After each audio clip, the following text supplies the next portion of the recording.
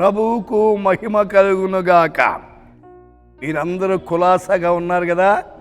సరే, ఈ దినము మనము దేవుని మాటలు ఆలకిస్తాం.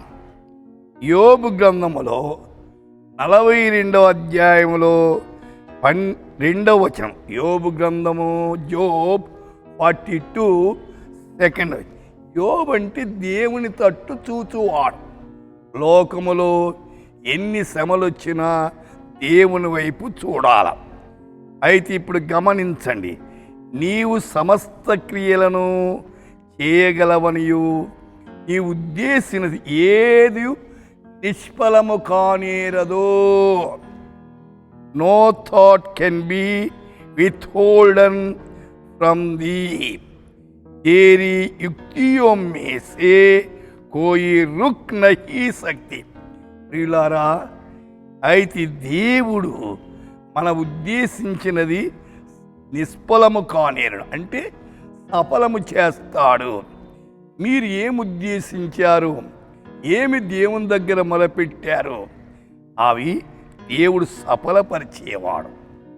అయితే దేవుడు చేయలేని కార్యం ఒక్కటి లేదు, సమస్తము ఆయనకు సాధ్యం. అందుచేత 40వ కీర్తనలో 11వ వచనములో, యెహోవా నీ వాత్సల్యము నాకు దూరము చేయవు, నీ కృపా సత్యములు ఎప్పుడు నన్ను కాపాడును గాక. కృపా సత్యం అవి ఏం చేస్తాయంట? కాపాడే. ఎవరు కృప? ఆయన కృప కలిగిన దేవుడు. ఎవరు సత్యము?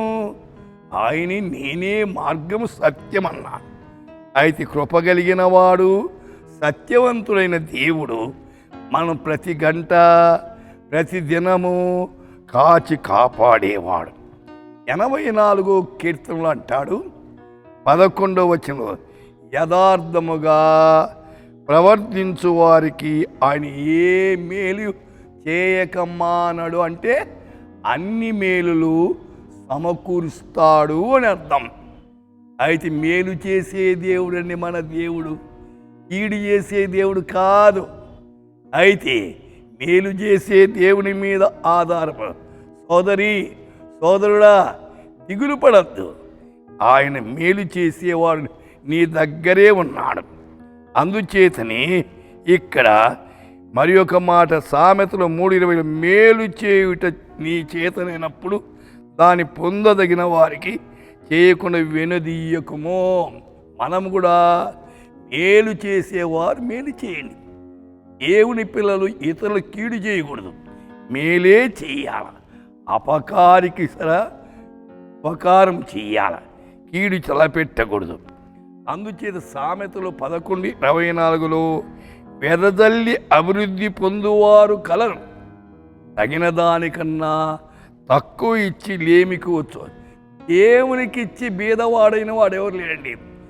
దేవునికి ఇయ్యకని అనేక మంది లోకములో దరిద్రులయ్యారు. ఆదికాండములో 22:12లో ఆయన, ఈ చిన్నవాని మీద చెయ్యి వేకుమో. అబ్రహాముకు లేక వృద్ధాప్యమును పుట్టిన కుమారుడిని దేవుడు అయితే బలర్పించేదానికి తీసుకెళ్ళాడు. అప్పుడు దేవుడు అంటున్నా, ఆ చిన్నవాని మీద చెయ్యి వేయకుమో, అతను ఏమీ చేయకు, నీకు ఒక్కడయున్న కుమారు నాకు ఇయ్య వెనిది. కనుక నీవు దేవునికి భయపడేవాడు. అవునండి, దేవునికి భయపడేవారు కావాలి. మీ జీవితాలు దేవునికి భయపడండి, మనుషులకు భయపడద్దు. దేవునికి భయపడితే దేవుడు నీకు తోడుగా ఉండి నడిపిస్తాడు. ప్రార్థిస్తామా? ప్రార్థన. పరిశుద్ధుడా, మా శ్రోతలను ఆయన భయపడకుండా మీ మీద ఆధారపడి వారు తలపెట్టిన కార్యాలు సఫలీకృతము చేయమని యేసు నామమున ప్రార్థిస్తున్నాము తండ్రి. ఆమేన్.